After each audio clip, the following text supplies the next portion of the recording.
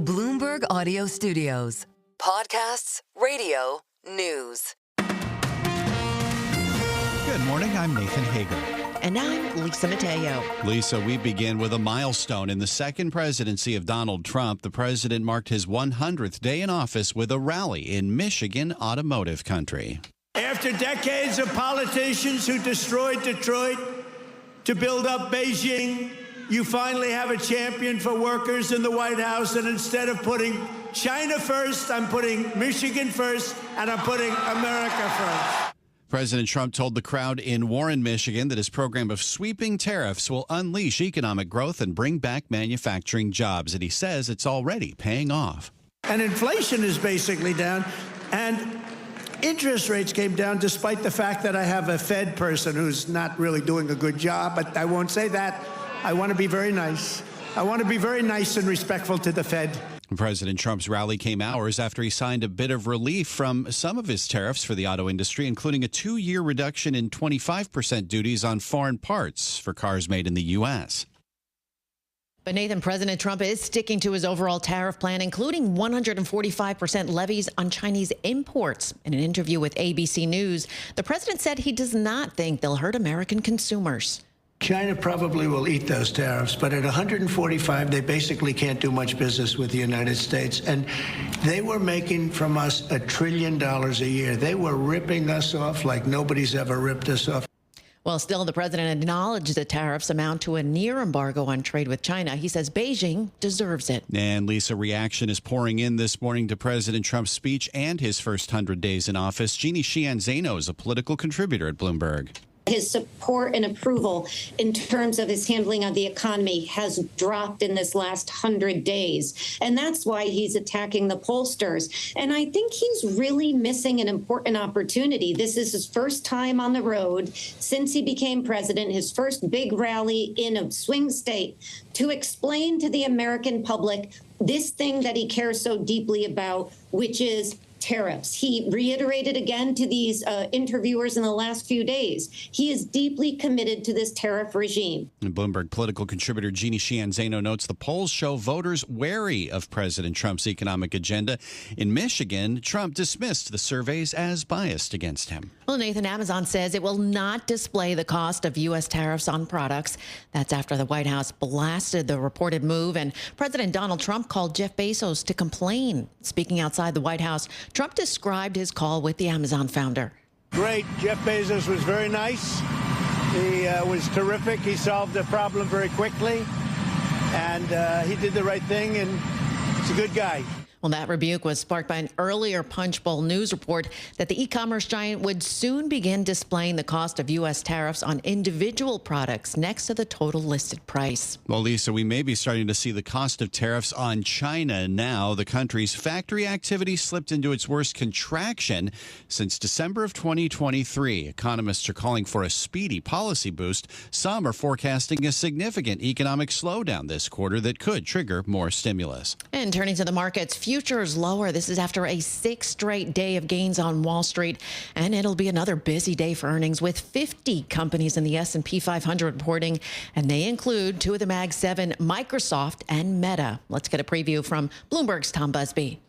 Microsoft is expected to post positive results, but there are concerns that growth in its Azure cloud computing unit could be at the low end of guidance, signaling a further deceleration in the fourth quarter amid a slowdown in data center and AI spending. That's after it canceled leases on new server farms and slowed construction on land it already owns. Bloomberg consensus calls for revenue of $68.48 billion on adjusted earnings per share of $3.21. Tom Busby, Bloomberg Radio. Okay, Tom, thank you. While we wait for those Microsoft results, let's get you updated on some stocks on the move following earnings. Shares of Supermicro Computer are down 15.25%. The server maker gave preliminary results that fell well short of analyst estimates. Supermicro had previously been a favorite of AI-obsessed investors. Now it attributes its underperformance to customers delaying purchases. And Nathan, shares of Snap, they're down 14%. The company's scaling back its full-year target for adjusted operating expenses.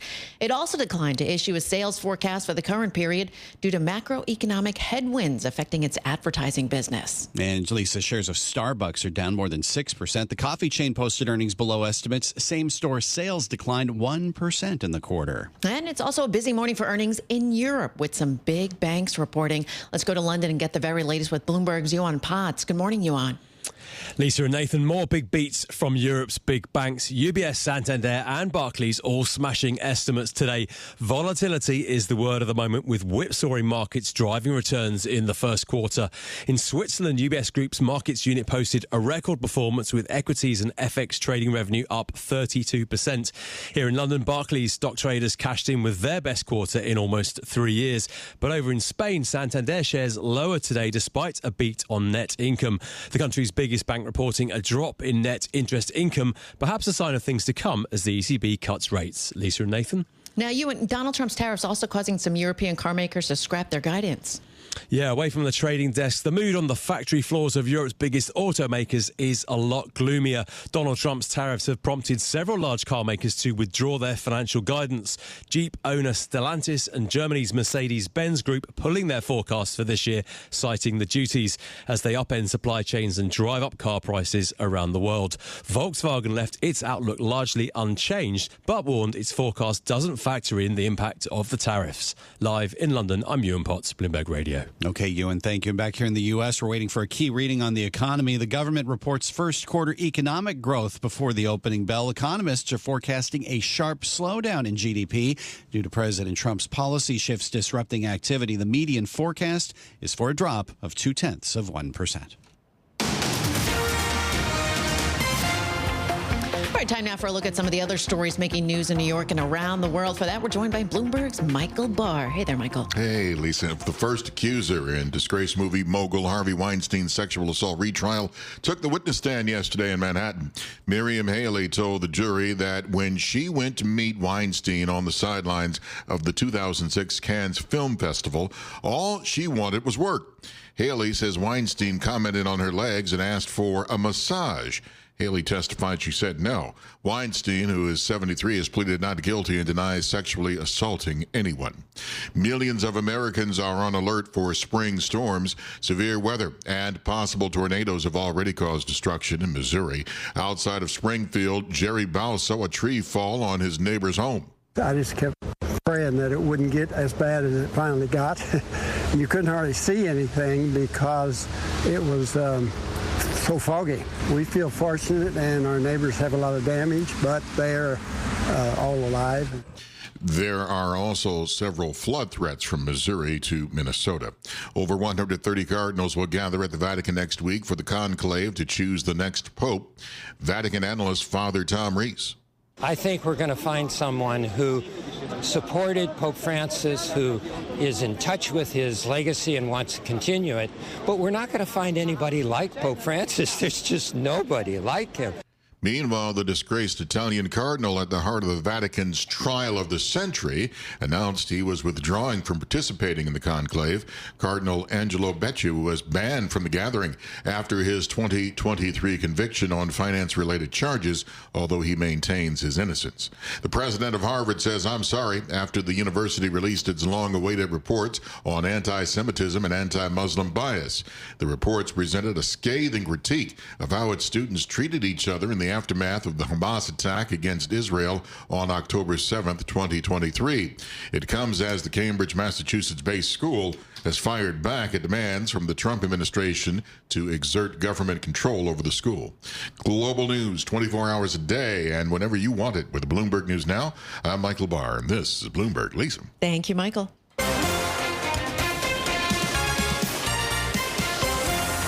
Time now for our Bloomberg Sports Update. For that, we bring in John Stashower. Thanks, Lisa. Every game in this Knicks-Pistons series has been close, tough, physical, grinded-out type games, more the same. Game 5 at the Garden, both teams struggled to score for most of the first half. Detroit went up by 10 in the third quarter. Knicks rallied, took a couple of narrow, short-lived leads in the fourth, but the Pistons, facing elimination, stayed alive, winning 106-103. The Knicks' Karl Anthony Towns knows nothing in this series has come easy. We haven't put ourselves in a position to get a commanding win. We've been very gritty this whole series and physical, and it's allowed us to find a way a lot of times to win. I think what was the differential in Detroit, like 3? Indeed, they won by 2 points and then by 1, and then last night lost by 3. And the series is going back to Detroit, where the Pistons still haven't won a playoff game in 17 years. But if they do win tomorrow, it'll be Game 7 at the Garden on Saturday. The Celtics await the series winner. Boston dominated the second half, beat Orlando 120-89, won the series 4-1. Indiana moving on, finished overtime with an 8-0 run over the last 35 seconds to oust Milwaukee 119-118. Denver beat the Clippers 131-115. Jamal Murray scored 43. The season over for the Devils. Painful Game 5 loss at Carolina. New Jersey led 3-0, but 4 minutes into the second overtime, Sebastian Aho scored. Hurricanes won 5-4, took the series in 5. Also winning in the NHL, Ottawa, Edmonton, and Vegas in overtime. There was a point last night where the Mets and Yankees were winning their games by a combined score of 20-0. Mets beat Arizona 8-3. They're now 13-1 at home. The Yankees won in Baltimore 15-3. They began the game first 3 batters, 3 solo home runs. Red Sox won 10-2 in Toronto. The Nationals lost 7-6 in Philadelphia. John Stashower, Bloomberg Sports, Lisa and Nathan. Coast to coast on Bloomberg Radio, nationwide on Sirius XM, and around the world on Bloomberg.com and the Bloomberg Business app. This is Bloomberg Daybreak. Good morning. I'm Nathan Hager. President Donald Trump has marked his first 100 days back in office with a rousing defense of his economic policies, sweeping tariffs, cutting taxes, and reshaping the federal government. We're taking back our country from a sick political class that got rich selling America out and bleeding America dry. We don't let that happen anymore. That was the president at a 100th day rally last night in Macomb County, Michigan. This morning, we are joined by Bloomberg News senior editor Bill Ferries. And Bill, after the flurry of activity we've seen since January 20th from the president, he's back in campaign mode now. What did you take away from the rally last night? Good morning. Good morning, Nathan. Thanks for having me. Well, a really interesting thing was this is one of President Trump's first real opportunities to get before his supporters in a very public way since we've started to see the rollout of these tariffs. We've started to see a lot of that market volatility and a lot of questions about whether this is the right track. We know some of his poll numbers are down. We know consumer confidence is down, and things like the S&P have also weakened. So this was a chance, as you said, for him to have another one of these campaign-style rallies and put some of the first 100 days in perspective now that we're all sort of starting to digest what these policies are. Now, one element that came out last night, the president said inflation's coming down, interest rates are down, despite having a person in the Fed, he says, is not really doing a very good job. What to make of this renewed criticism now for Fed Chair Powell? Yeah, I don't think he used Jay Powell's name directly, but everyone knows who he was talking about.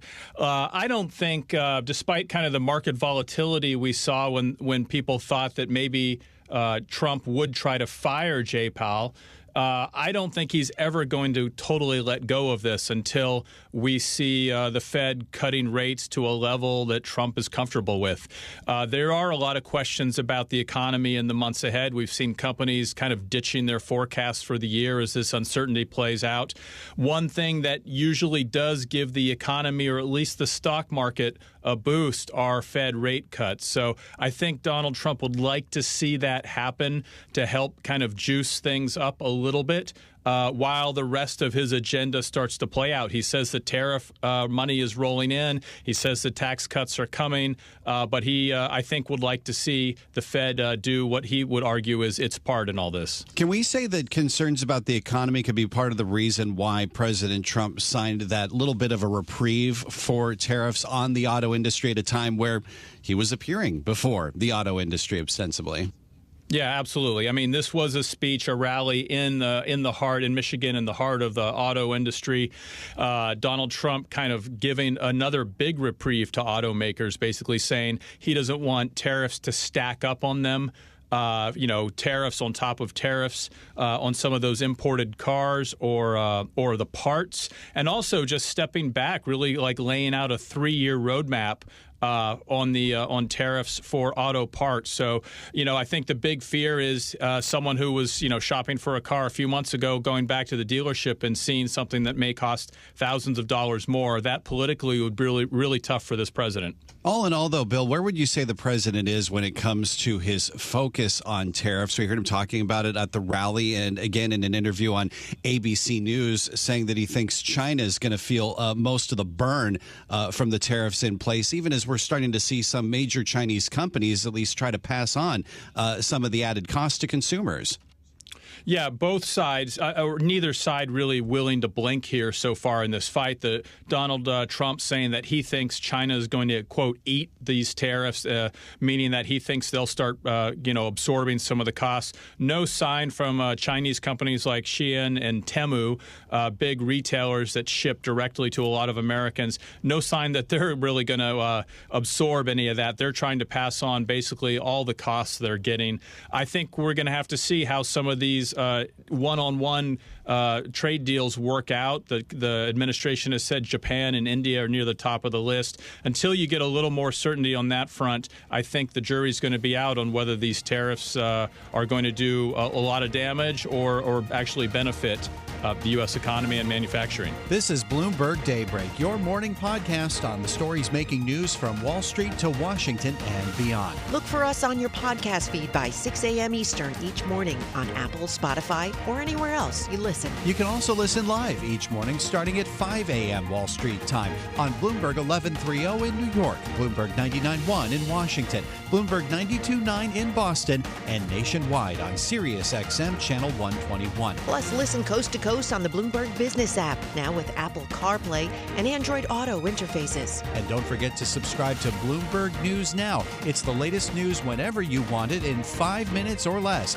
Search Bloomberg News Now on your favorite podcast platform to stay informed all day long. I'm Nathan Hager. And I'm Lisa Mateo. Join us again tomorrow morning for all the news you need to start your day right here on Bloomberg Daybreak.